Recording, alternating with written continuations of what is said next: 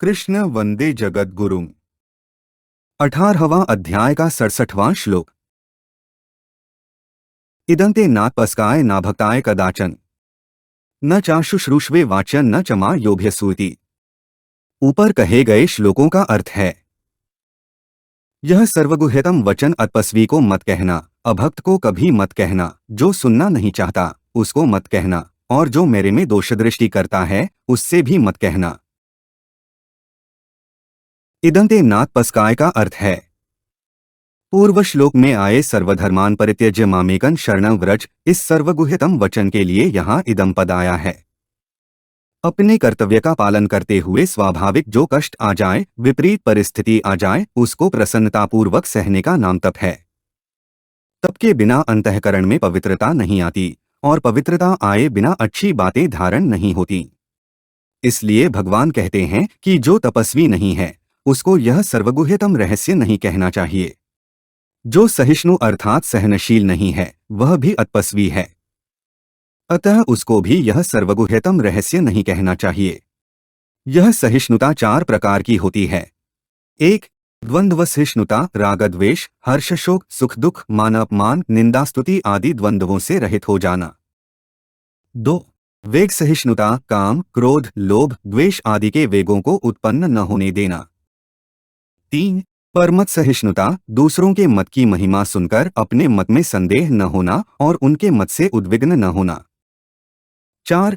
परोत्कर्ष सहिष्णुता, अपने में योग्यता अधिकार पद त्याग तपस्या आदि की कमी है तो भी दूसरों की योग्यता अधिकार आदि की प्रशंसा सुनकर अपने में कुछ भी विकार न होना। ये चारों सहिष्णुताएं सिद्धों की हैं। ये सहिष्णुताएं जिसका लक्ष्य हो वही तपस्वी है, और जिसका लक्ष्य न हो वही अतपस्वी है। ऐसे अतपस्वी अर्थात असहिष्णु को सर्वगुह्यतम रहस्य न सुनाने का मतलब है कि संपूर्ण धर्मों को मेरे में अर्पण करके तू अनन्य भाव से मेरी शरण आ जा। इस बात को सुनकर उसके मन में कोई विपरीत भावना या दोष आ जाए तो वह मेरी इस सर्वगुह्यतम बात को सह नहीं सकेगा और इसका निरादर करेगा, जिससे उसका पतन हो जाएगा।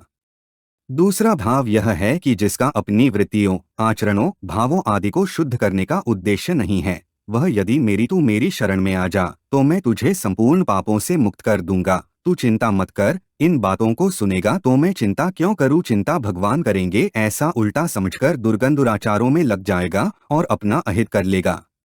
इससे मेरी सर्वगुह्यतम बात का दुरुपयोग होगा। अतः इसे कुपात्र को कभी मत सुनाना। नाभक्ताय कदाचन का अर्थ है, जो भक्ति से रहित है, जिसका भगवान पर भरोसा श्रद्धा विश्वास और भक्ति न होने से उसकी यह विपरीत धारणा हो सकती है कि भगवान जो आत्मश्लाघी हैं, स्वार्थी हैं और दूसरों को वश में करना चाहते हैं। जो दूसरों को अपनी आज्ञा में चलाना चाहता है वह दूसरों को क्या निहाल करेगा, उसके शरण होने से क्या लाभ आदि आदि। इस प्रकार दुर्भाव करके वह अपना पतन कर लेगा। इसलिए ऐसे अभक्त को कभी मत कहना। न चाशुश्रूषवे वाचम का अर्थ है, जो इस रहस्य को सुनना नहीं चाहता, इसकी उपेक्षा करता है, उसको भी कभी मत सुनाना, क्योंकि बिना रुचि के जबरदस्ती सुनाने से वह इस बात का तिरस्कार करेगा, उसको सुनना अच्छा नहीं लगेगा, उसका मन इस बात को फेंकेगा। यह भी उसके द्वारा एक अपराध होगा। अपराध करने वाले का भला नहीं होता। अतः जो सुनना नहीं चाहता उसको मत सुनाना। न चमा योभ्यसूति का अर्थ है, जो गुणों में दोषारोपण करता है उसको भी मत सुनाना, क्योंकि उसका अंतःकरण अत्यधिक मलिन होने के कारण वह भगवान की बात सुनकर उल्टे उनमें दोषारोपण ही करेगा। दोष दृष्टि रहने से मनुष्य महान लाभ से वंचित हो जाता है और अपना पतन कर लेता है। अतः दोष दृष्टि करना बड़ा भारी दोष है। यह दोष श्रद्धालुओं में भी रहता है। इसलिए साधक को सावधान होकर इस भयंकर दोष से बचते रहना चाहिए।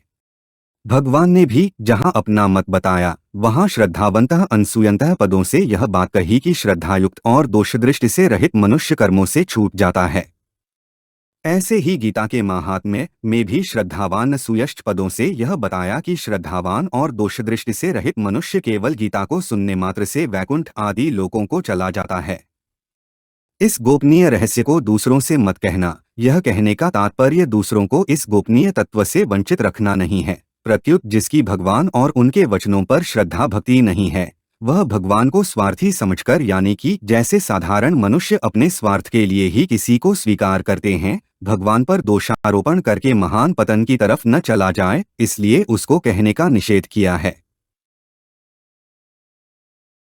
हमारे चैनल को सब्सक्राइब करें। अगर यह वीडियो आपको अच्छी लगी तो वीडियो को लाइक करें, वीडियो को अपने दोस्तों के साथ शेयर करें, अपने सुझाव हमें कमेंट करके बताएं। जय श्री कृष्णा।